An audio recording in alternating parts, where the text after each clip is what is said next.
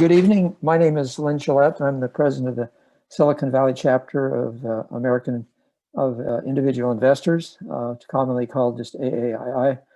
And I've got a slide up here that just with a couple of bits of information. We're a nonprofit organization very similar to Better Investing. We have a national leadership from Chicago, and their email address is simply aai.com, and there's some interesting information there, and I'll talk about that. Our local website that really gives you access to all of the recordings that we have in the programs is www.siliconvalleyaaii.org with no dots in it. You'll see that multiple times. It's kind of the key to looking at information.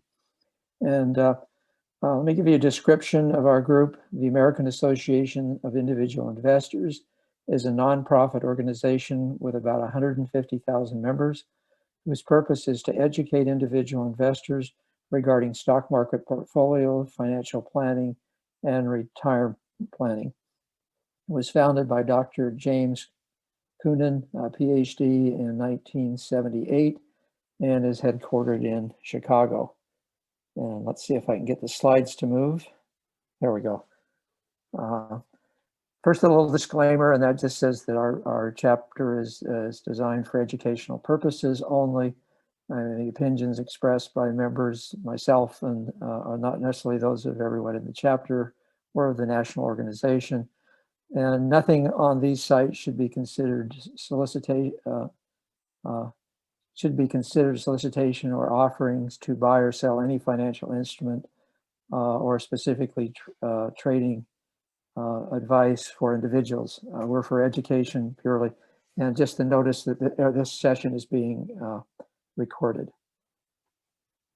It's like it only goes in one direction, and I have to use my fingers on the little pad here. Okay, we're a national education, and we have tools for anyone who wants to use them. Since inception, AAI has provided its members with education, information, and research so they can realize their full potential and not get ensnarled in Wall Street traps. And by traps, we really are talking about there's probably 100 or 200 really workable ways to invest profitably and consistently and with discipline. There are a million ways to foul it up and have it go haywire. And I'm going to talk about some of the issues with those, but we emphasize basic skills that investors need. The national website has free ebooks if you can find them and a lot of other material. There's a monthly publication that comes out that's called the AAI Journal that provides current management information about portfolios and a lot of other current issues.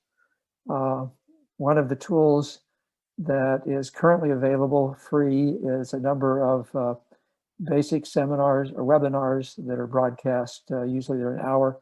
In fact, one of the speakers that we had speak to us this year has done a very nice webinar for the National Association. One unique aspect of AAII is a model of shadow stock investing. It's a portfolio that AAII, right back to James Koonin, the original founder, had, and that was using small stocks and trading in and out of them in a way, and it has performed extremely well over the last 20 years. Well, people have asked me why I don't use it.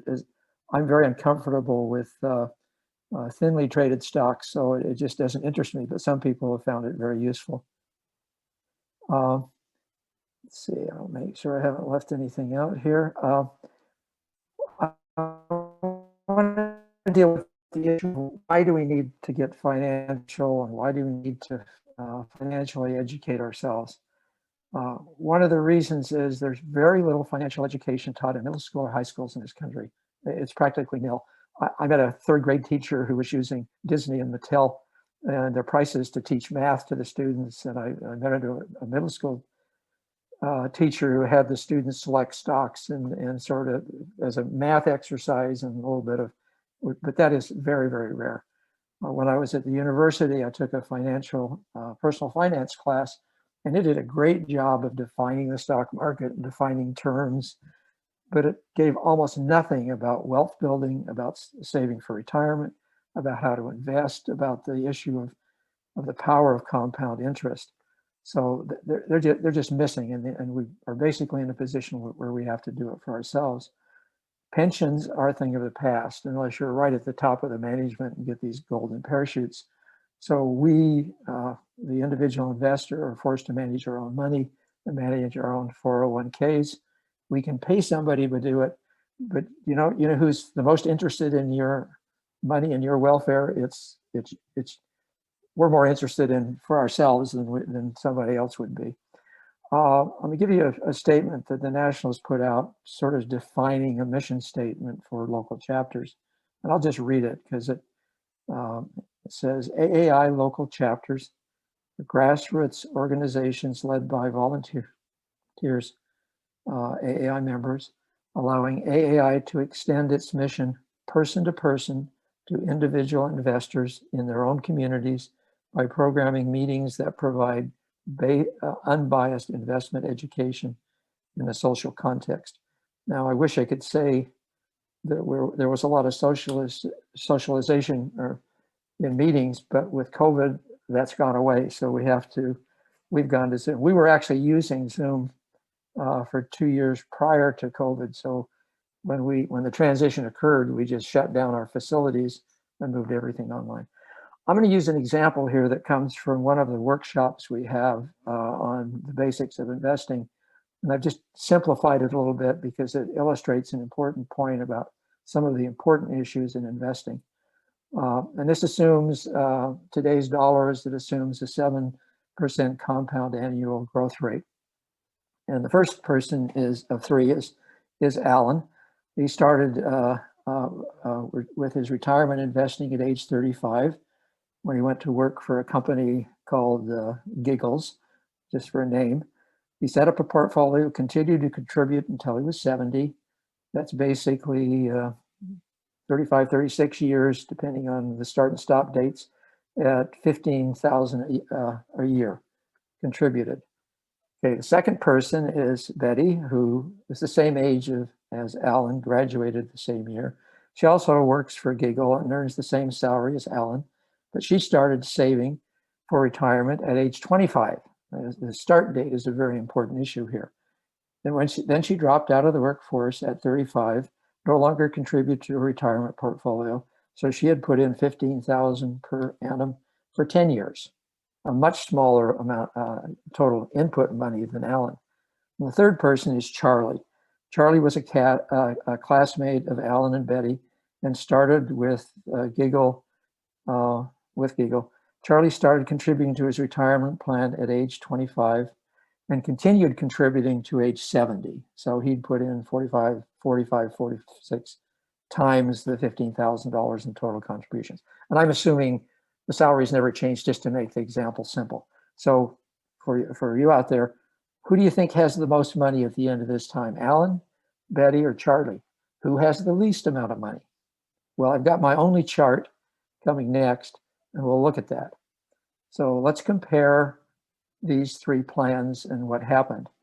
I'll use my cursor here, and I think you can see that. Betty is the one that started contributing at 25, but stopped at 35. So she never put any money in there at all. But at this period, at reaching 70, she had $2.4 million.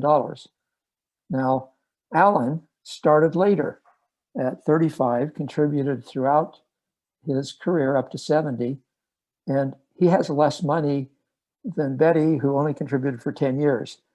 Now, that seems wrong, but it's actually, it's just the way that it works because of compound interest. If you start early, that starts building your money over time. Now we look at Charlie, who contributed for the full period from age 25 to 70. He has $4.6 million. Now look at this, and what lessons do you learn from what happened to these three individuals? The next slide is sort of my attempt to talk about what those lessons are. And what do we learn from this? Well, it's really important if you can start investing early. It pays really big dividends, as you saw from those charts. The next 2 points are implied by the fact that all three of these individuals were able to put money into retirement savings. And that is spend less than you make. I know that sounds simple, but it's not simple. For many people, it's very difficult. And the next point, save the difference and invest it. And that's the key to building for retirement, accumulating money. And there's nothing wrong with each of us in some way or other building some wealth that we can pass on or contribute to charities or whatever that we like. And there are many other points you could come up with this, but I'm going to stop with that. Now, let me talk a little bit about what our chapter provides for our members. I'm the president of the chapter. I've been in that position for quite a while. I've tried to give it away, but nobody else wants the job that has all the responsibility for obvious reasons. We have a board of directors. It's usually 10 people. Right now we're down to 7. It's been as high as 12. We've served the Silicon Valley for roughly 40 years. The chapter was formed in the early 1980s. The local email address, which is AAI chapter, and it's a Yahoo email address, that goes to me. I read all the email that comes in on that. And if you have a question that you want to ask later, you're welcome to just address that to me and I'll send you an answer back. Okay, what do we offer our members? The 2 basic areas where we provide, I think, real value is we have 8 main events throughout the year, September through November, and then January through May. And we have 4 special interest groups, SIGs, that provide specific areas of expertise or learning or opportunity. And I'll talk about that. The other point is we would love to have younger people tune in and learn about investing, but it seems difficult. So we have a policy that even for our paid meetings, and all our main events cost $10. Before COVID, they were 20. Anybody 25 or younger can get into any of our meetings free. You just have to have an ID.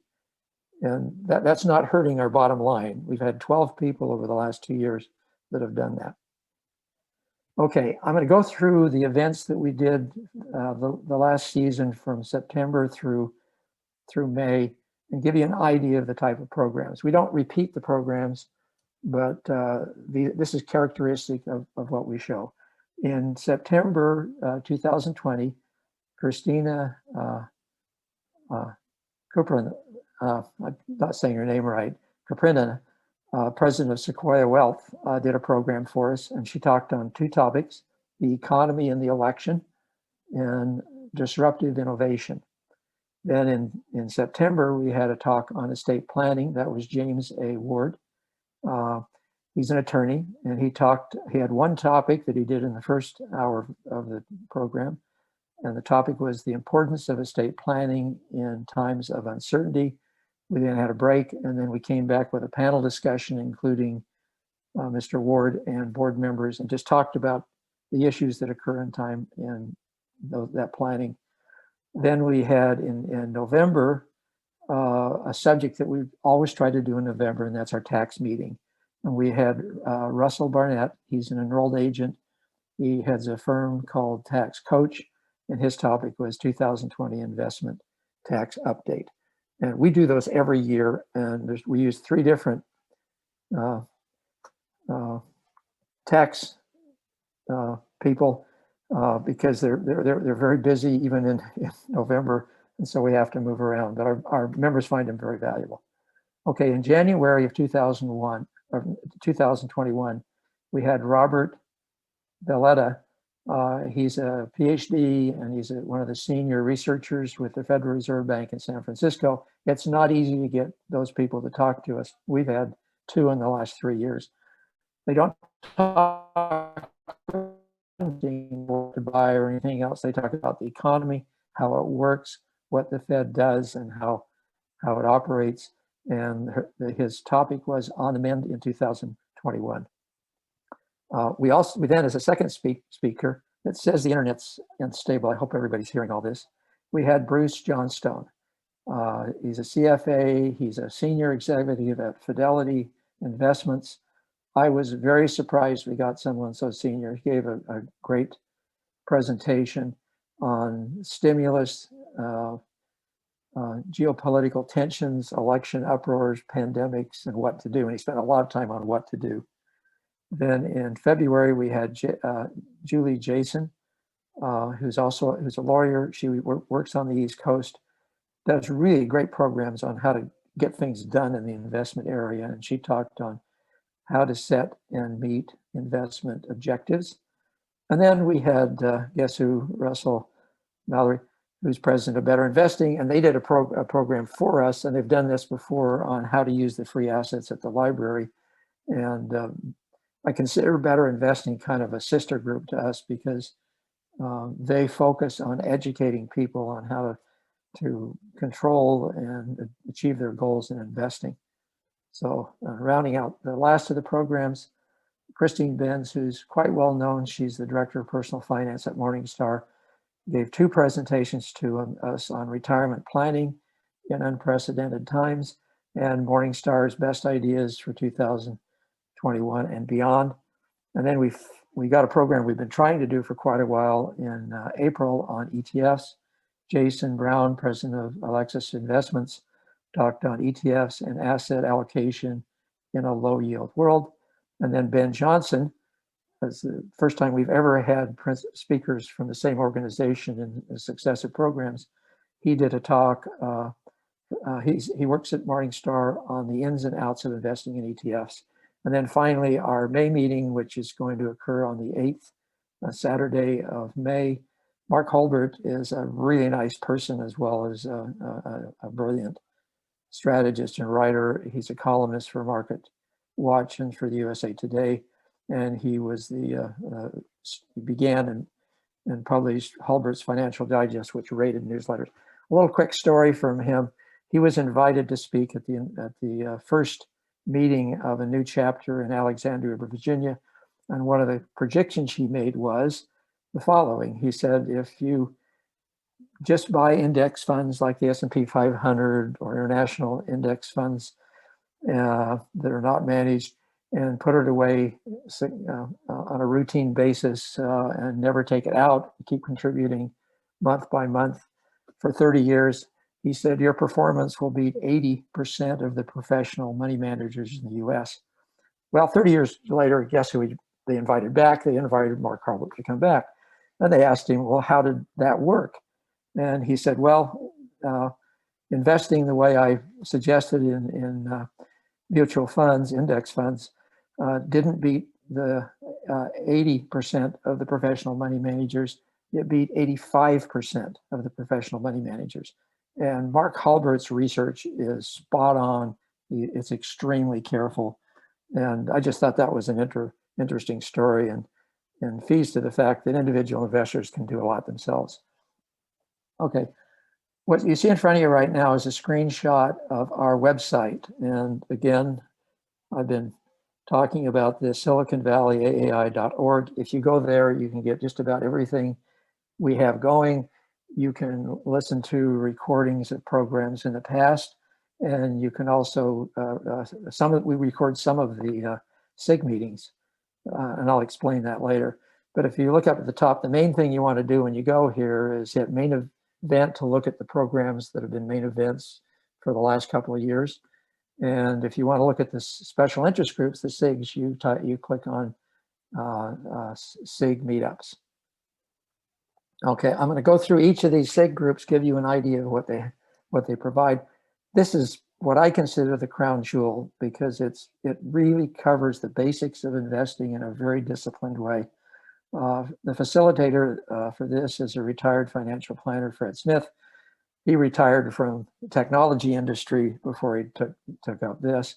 And he went in and did all the studying you have to do to be a financial planner.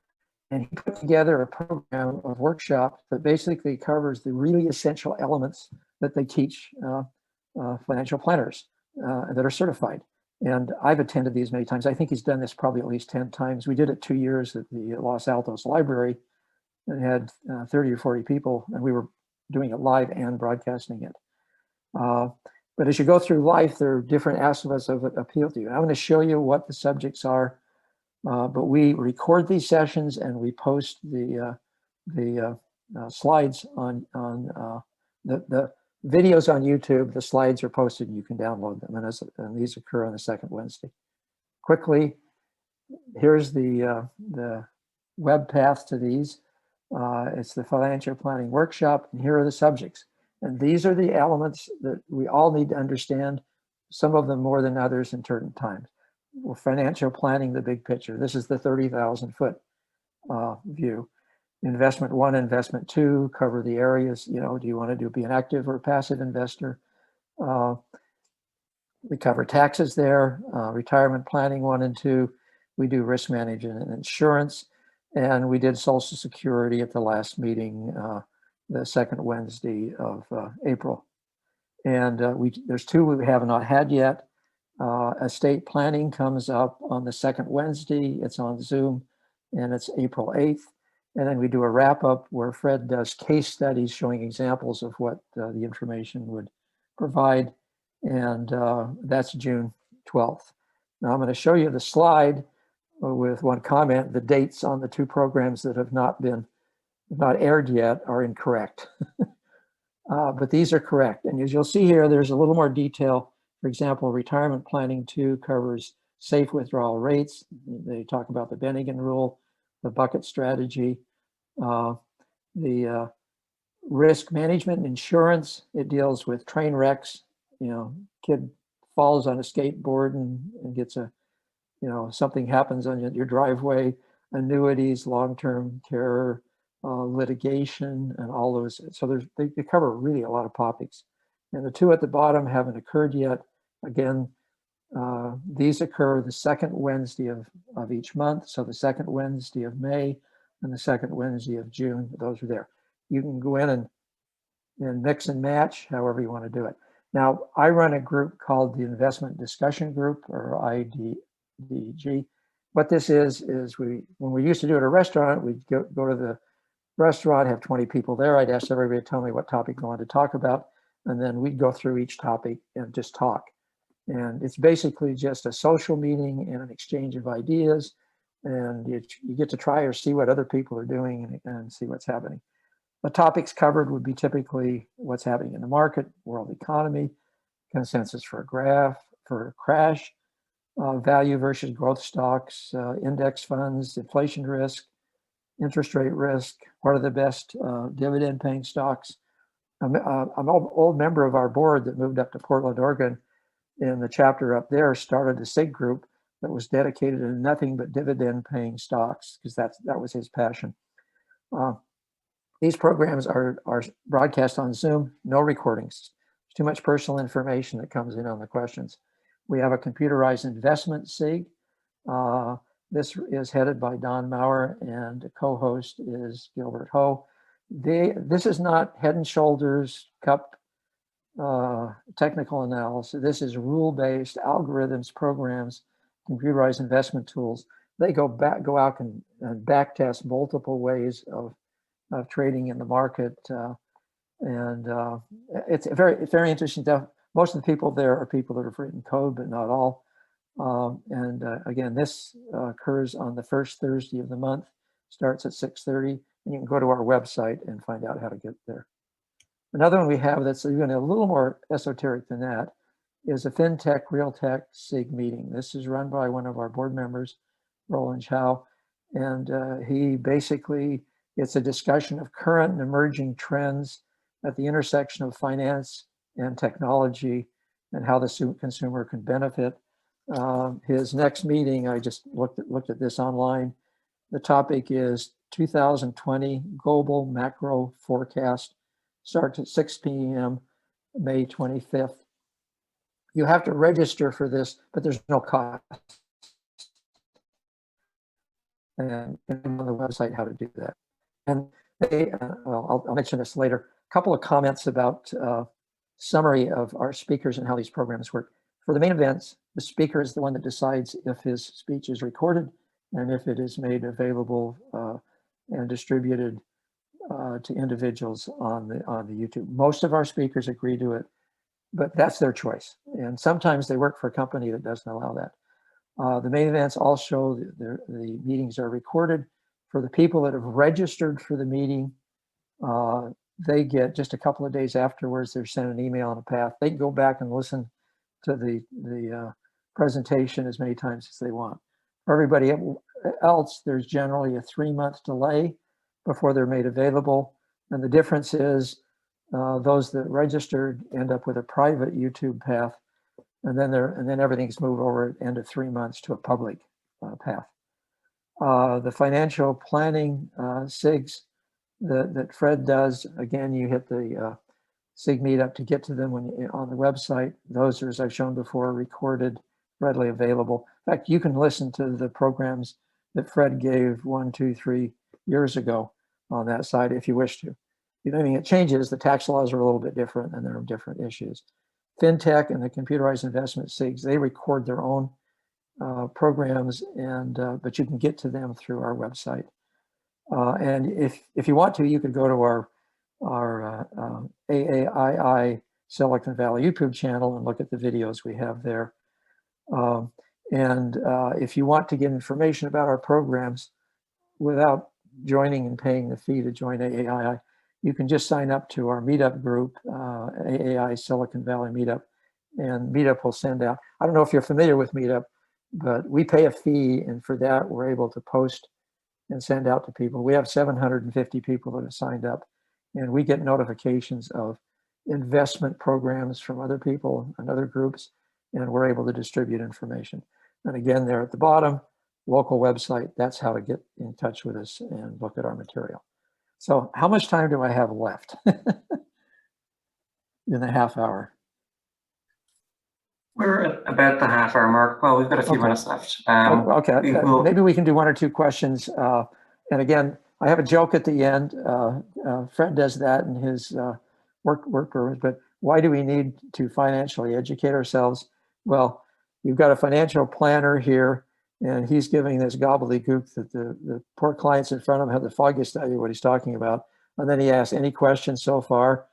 And their eyes are probably glazed over. And the reason you want to become financially educated is so that when you get a financial plan that you draw up yourself or you get from somebody, you can understand it.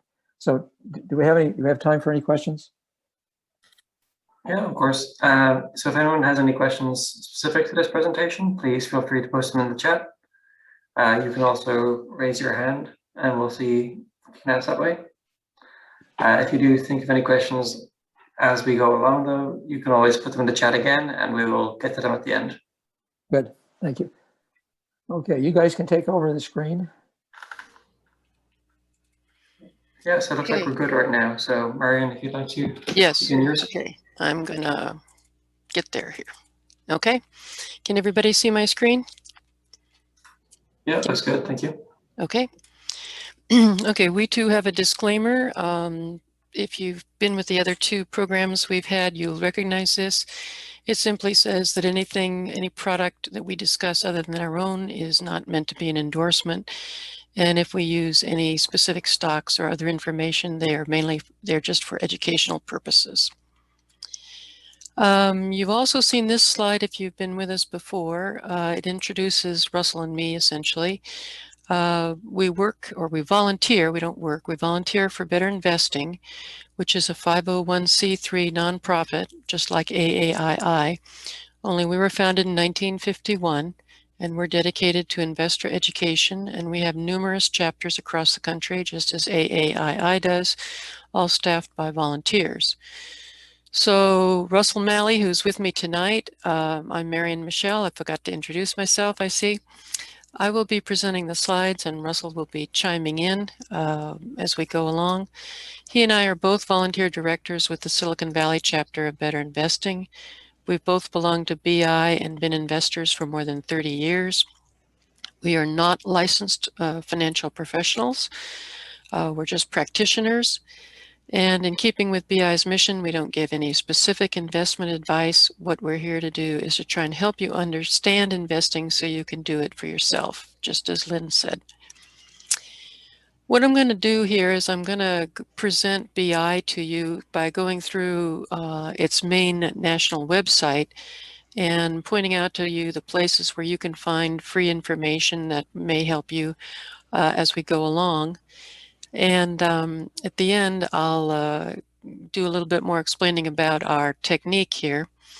But on this home page, there's lots on the home page, but I've just given you a video and an article in which current BI members discuss what they found beneficial about being with BI.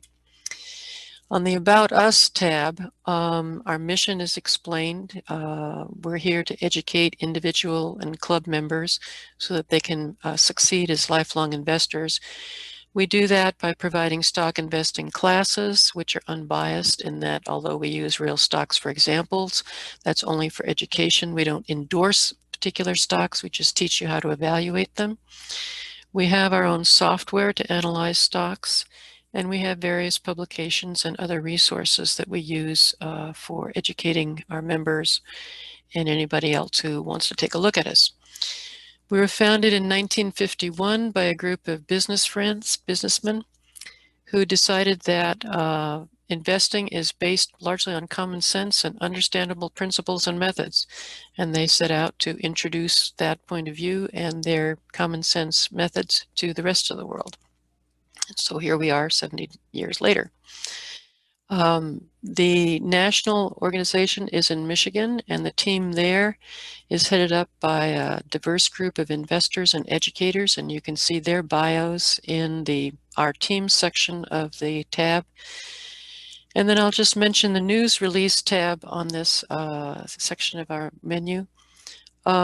This always announces what the stocks that are going to be featured are going to be in upcoming releases of our magazine. So you can see that in June, the featured stock will be O'Reilly Automotive, and Masco will be featured as a potentially undervalued stock. And our members usually jump on this piece of news so that they can get ahead of the magazine and find out what the magazine is going to be covering.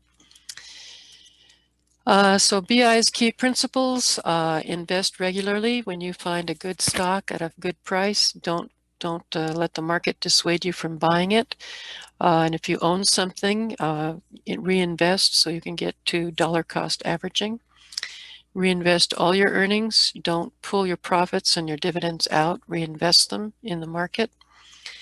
Buy high quality growth companies. That's our emphasis, because generally stock prices follow growth in earnings. So we emphasize that. And diversify your portfolio so you don't get stuck in downturns of a particular sector of the economy. Our methodology is to use our online stock selection guide software, our SSG software, which enables us to cut through all the tons of information that's available about most stocks, organize a few essential concepts so we can see how a company's been performing, enable the user to decide on the basis of what the software is displaying, 10 years worth of history about the company, if it looks like a quality company, and if it does, enable the user to make an estimate of what a reasonable price might be. Now, the database for our SSG is actually Morningstar, and the Sunnyvale Library has an online Morningstar subscription. Better Investing feeds the data into our stock software, our online stock software tool. So we teach the methodology behind the SSG, and we also teach how to use the SSG. And we also have software that requires, or you might want to say allows, users to apply their own judgments to the stock and not just depend on other people to tell them how to evaluate a stock. So we're fundamental investors. We pay attention to the company's performance and quality and potential long-term returns.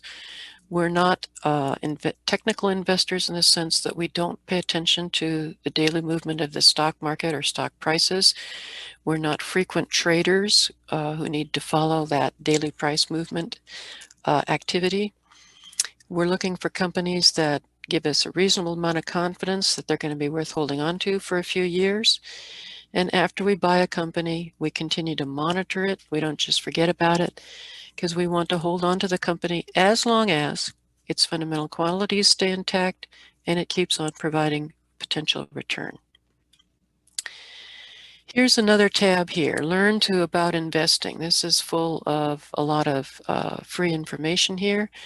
I've displayed to you here on the left side a bunch of articles on investor education, various topics here, getting started with stocks, mutual funds, personal finance, so forth. These are just starter articles to get you going if you need some information to get you going. The free videos here, you can see them on our website, or you can go to YouTube. Every year, about end of March and early April, we run a series of lessons on how to evaluate stocks using our software, and we update the YouTube videos at that point. It's probably easier to go directly to YouTube and Better Investing than it is to use this URL, but here it is anyway. You can find out our upcoming events nationally, and later on I'll tell you how to find out local events. Most of these will be things you can attend for free, okay? We also run a national convention every year, which we call BINC, Better Investing National Convention. This year it will be in October in Dallas, Texas. Okay. This is also, the Learn About Investing tab is also where you can get issues of our magazine. And here's a typical issue of our magazine. This is our April issue, which always has the top 100 stocks that our clubs are following or holding, okay? And every magazine gives you an update on how the index of these stocks is doing compared to other indexes in the market. So even though you don't get the top 100 every time, you get the index updates every time. You get a stock to study, for example, what was O'Reilly Automotive. For June, you get an undervalued, a suggested potentially undervalued stock. BI actually reviews stocks it's featured in the past and says whether or not they did as expected or not. We have a very popular feature, the club portfolio repair shop, where a chartered financial analyst reviews a club's portfolio and makes comments. The rest of the magazine will have personal finance topics, something for beginners, something about the market.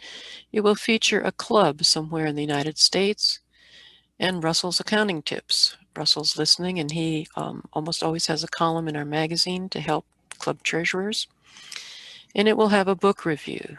Now, these are not scholastic books. These are not books for professionals.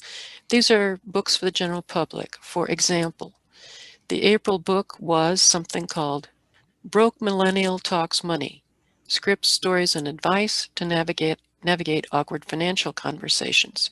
So Erin Lowry published this book, and the reviewer explained what she found useful about this book for the general public and for members of who have our magazine. Okay, as I said, the Sunnyvale Library subscribes, or maybe I didn't say, subscribes to both BI and the AAII magazines. Here's our track record, the top 100. Our top 100 BIXX index has done pretty well for the past 5 years. Our BIXR index, which includes dividends, has also done fairly well. It's pretty much in range with some of these other indexes. The only one that's beaten it substantially is the NASDAQ Composite. But you get this updated every single month in the magazine.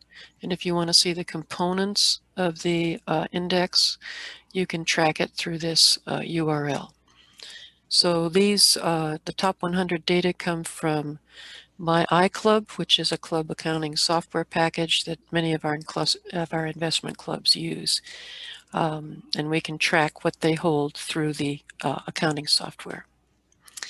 So this is an example of a repair shop portfolio, or a portfolio that was submitted to the repair shop, to Daniel Boyle. It's a California club in Fairfield. They call themselves the Babes, Bay Area's Best Investing Sisters. Okay, and they've got these 22 stocks. They've been in business for about 24 years, and they've had over a 400% return. So Dan Boyle goes through this portfolio and points out some things to them, like they are, most of their holdings are grouped in Tesla, Intuit, and Costco, and they might want to think about spreading out their investments a bit more. And he makes comments about some of the stocks they hold that he thinks maybe are past their prime, and gives some suggestions for substitutes for things that they could swap in and if they sold one of these. So this club was founded back in 1997 with 25 members, which was back in the days when everybody and his brother wanted to be in an investment club because of the tech boom. And it's pretty hard to run a meeting with 25 members and have time for everybody to talk. So now they have 9 members, which I think is probably the more typical size of a club, including 3 founders. And so this would be a club in which everybody would get a chance to participate in a monthly club meeting, almost for sure. Okay, the next tab, Find Great Stocks. This is one menu choice that's mainly for members. You have to be a member to access most of this, but it does give a brief description of our software. Talks about where our stock ideas come from, the top 100 stocks, as I mentioned. There's a heat map tool. We have a screen.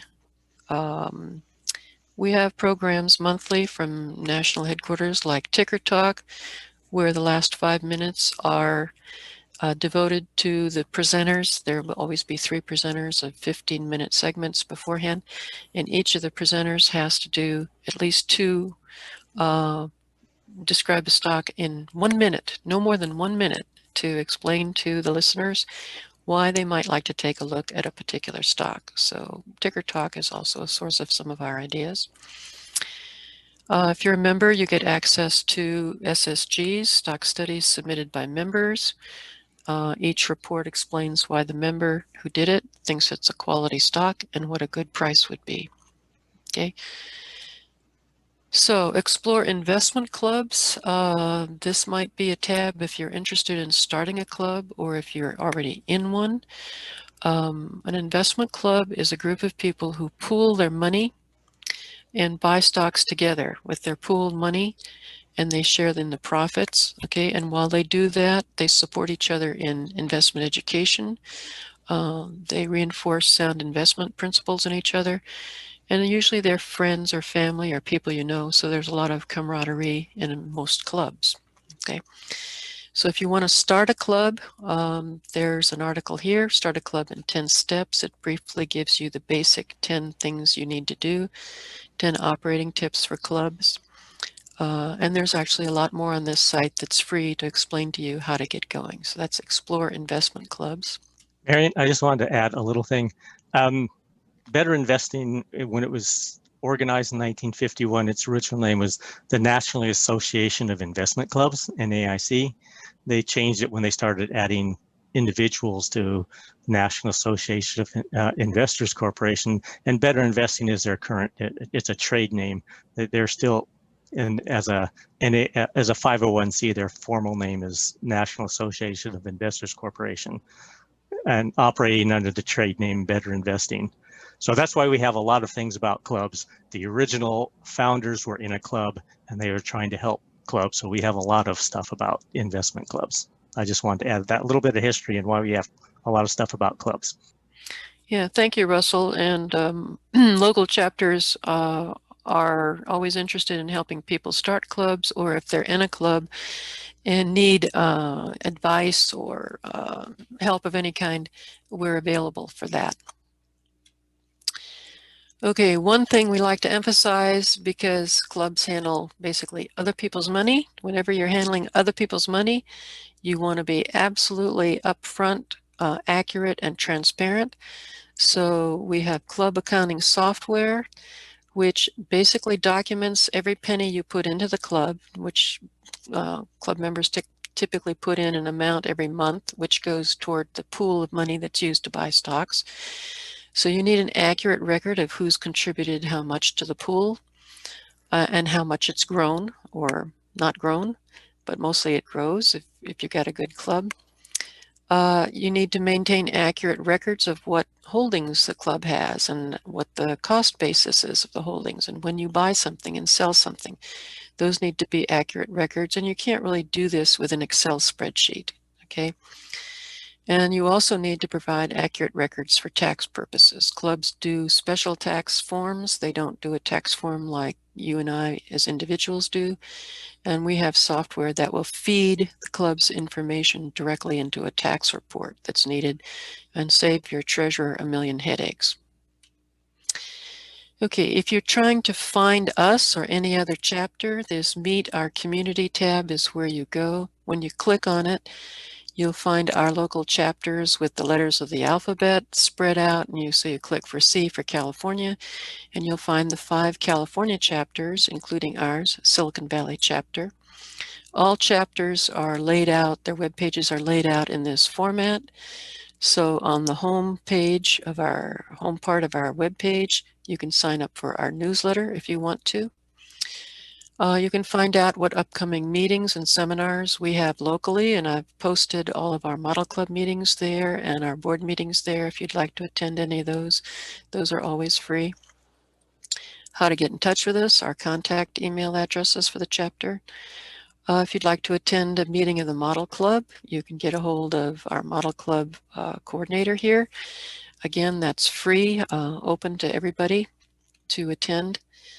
Visit a club. This is a list of other clubs you can visit. We are not authorized to open up anything besides the Model Club to visitors. In other words, if you're a club, we can't just open you up to being visited by anybody who might want to do that. That would be kind of like opening up your bank account to anybody who might want to do that. So we have a list of clubs who are willing to let you come visit as an observer, so you can see how a club operates. It's the same principle with the Model Club, only we do let you see our bank account. But this is where you get the visit a club list and how to contact them. As I said, if you are already in an investment club or you want to form one, this tab will get you to us so you can get our help. I put our articles about prior seminar handouts on this link. So I have the handouts from the prior library sessions that we've done. And also last fall, the 5 California chapters got together and did on 3 different days a series of events. And I have all the handouts posted there, all the PowerPoints from that seminar last fall posted on our articles section here. And of course, if you're interested in volunteering, we're interested in hearing from you. So get back to our contacts and send us an email. We'll get back to you. Yes, volunteers also learn a lot. One of the best ways to learn is to be a volunteer. And I want to add one other thing about clubs you can visit. There is an SEC regulation that defines investment clubs as a security. And there are rules about publicly advertising a security for sale. So to be on the safe side, our national organization does not allow us to refer anyone to specific investment clubs. But a club can say, we allow visitors and you can come and visit and find out about us. And that's what that Visit a Club does. Those are clubs that have said, yes, come visit us, and they give you information how to contact them. But don't ask us to refer you to a specific club or any club that we know exists. We're not allowed to do that. Right. The other thing I posted on our under news and articles is I posted a sheet that Better Investing produces, what makes a good investment club. Now, it's particularly aimed at better investing clubs, but you might want to look at that because there are a lot of investing type clubs on Meetup. And even though some of this is particular to BI and BI stock clubs, it will also give you some ideas about what you might want to look at with other kinds of clubs that you'll find on Meetup. There are real estate clubs and gold bugs and all kinds of other groups. And before you turn over your money to anybody, you might want to check that checklist. Even though it's for stocks, it's a little bit more general than that. Okay, so I've told you what happens, what's in the national menu here. So what do?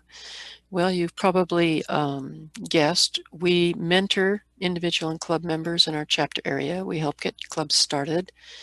We develop our own local events for our local audience. We maintain a web page, an online newsletter, and we have a meetup presence for our model club. You can find them on Meetup. We always participate in the April Money Smart Week and Financial Literacy Month, and that's when we extend investor education, not so much to stocks, but to general education to local libraries like Sunnyvale and schools. And we often end up teaching local investors how to use Morningstar, Value Line, and the Standard & Poor's databases, which a good many libraries around here subscribe to. And of course, we teach our own members how to use our own tools. Okay, now I said the people who founded BI believe that investing has a lot of common sense to it, despite all the hype. If you focus on a few things, you'll do better. So this is how a company basically makes profits. It sells something, a good or a service, subtracts out the cost of running the business, and it comes up with something called pre-tax profits. And it pays its taxes, and what it has left over is its earnings or its profits. This is pretty much what you and I do. We have, if we're working still, we have an income, we subtract our expenses, we pay our taxes. At the end of the year, we have something left over. We have earnings, okay? So when we're talking to new investors, we try to drill a couple of mantras into their heads, okay, to help them remember a few things here. And the key concept, one of the key concepts is sales drive earnings, drive prices. So when a company has good sales and good earnings, stock prices go up. Sales drives earnings, generally drives stock prices. Okay. Mantra number 2 is we want those sales and earnings and prices to kind of look up straight and parallel. So this is a picture of the first chart or graph that comes up on our online software. And this is a company, you can see 10 years worth of historical data fit into this by Morningstar, from Morningstar. Here's the sales line of this company marching up over 10 years, okay? Here are the price bars and where the current price is. Here are the pre-tax profits also marching up pretty regularly. Here are the earnings going up. And what we like about this chart is these 3 colored lines are up, going up. They're relatively straight and they're parallel. They're running in the same direction at about the same rate. And you can see the price bars going up here. So here's a blow up of that same chart. Okay, you get 10 years of Morningstar information here, data from Morningstar. And as a better investing user, your job would then be to do enough research to estimate where these things are going for the next 5 years. Okay. So if you see a graph coming up like this, you would probably not be wasting your time to look into this company to try and get a feeling about what it might do in the next 5 years. Now, if you don't have this software, you can also go into Value Line or Morningstar, which the library subscribes to, and they have data arrays which show sales or revenue for each company and earnings for each company. So just read the numbers. Are they rising at a pretty steadily over 10 years? Are they both rising pretty steadily over 10 years? You might have the makings of a company that would be worth some research, worth your time to pay attention to. Here's one that isn't.